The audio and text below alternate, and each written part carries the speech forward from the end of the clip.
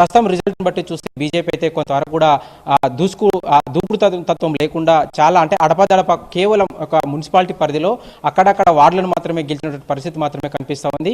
ఇంకా ఉత్తర తెలంగాణలో అయితే కార్పొరేషన్లు అయితేనేమో కరీంనగర్, నిజామాబాద్ కార్పొరేషన్ల మీద అయితే బీజేపీ చాలా ఆశలు పెట్టుకున్నటువంటి పరిస్థితి ఉంది. ఖచ్చితంగా ఈ యొక్క రెండు కార్పొరేషన్లు మాత్రం బీజేపీ మేయర్ పీటలను అధిగమిస్తున్న లక్ష్యంతోనే వచ్చినటువంటి అధిష్టాన పెద్దలు కానీ కొన్ని రాష్ట్ర శాఖ పెద్దలు అందరూ కూడా ఈ రెండు కార్పొరేషన్ల మీద అయితే ఆశలు పెట్టుకున్నారు.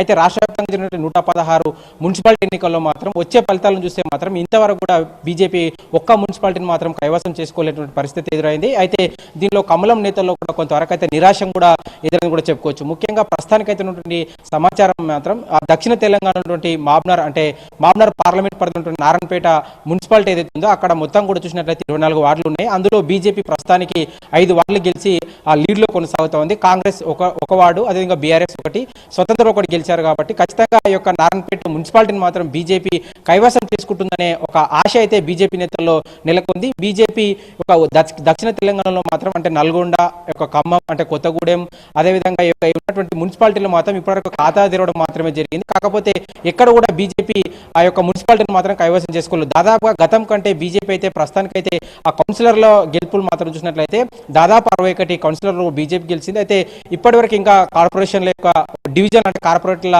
ఓట్లు మాత్రం ఇంకా లెక్కింపు కాలేదు. కాబట్టి పోస్టల్ బ్యాలెట్ పూర్తయి మరి ఒకవేళ కార్పొరేషన్ అంటే డివిజన్ల వారీగా ఏదైతే కార్పొరేట్ల ఓట్లు లెక్కింపు జరుగుతుందో అందులో ఉత్తర తెలంగాణలో మాత్రం ఖచ్చితంగా బీజేపీకి అనుకూలంగా ఉంటుంది మాత్రం బీజేపీ నేతలు అయితే బీజేపీ పార్టీ ఆఫీసుల వరకు అయితే ఇప్పటివరకు అయితే ఆశగా ఎదురు చూసిన పరిస్థితి కనిపిస్తూ ఉంది. బీజేపీ మాత్రం ముఖ్యంగా ఈ యొక్క మున్సిపాలిటీలు ఉంటాయి నిర్మల్ కానీ, అదేవిధంగా ఖానాపూర్, అదేవిధంగా ఈ యొక్క ఉమ్మడి ఆదిలాబాద్ జిల్లాలో కూడా ఖచ్చితంగా బీజేపీ కొన్ని మున్సిపాలిటీలను అంటే 4-5 మున్సిపాలిటీలను ఖచ్చితంగా గెలుస్తామని బీజేపీ అయితే ధీమాగా ఉన్న పరిస్థితి. కానీ ఫలితాలు మాత్రం దానికి భిన్నంగా ఉన్నాయని కూడా చెప్పుకోవచ్చు. ముఖ్యంగా ఈ యొక్క దక్షిణ తెలంగాణ, ఉత్తర తెలంగాణలో మాత్రం బీజేపీ ఓవరాల్గా చూసినట్లయితే మున్సిపాలిటీలను మాత్రం 15 నుంచి గెలుచుకున్నట్టు ఏదైతే అనుకున్నటువంటి బీజేపీ అంచనాలు ఏవైతున్నాయో అంచనాలు మాత్రం ప్రస్తుతానికి తారుమైనట్టు కూడా కనిపిస్తూ ఉంది.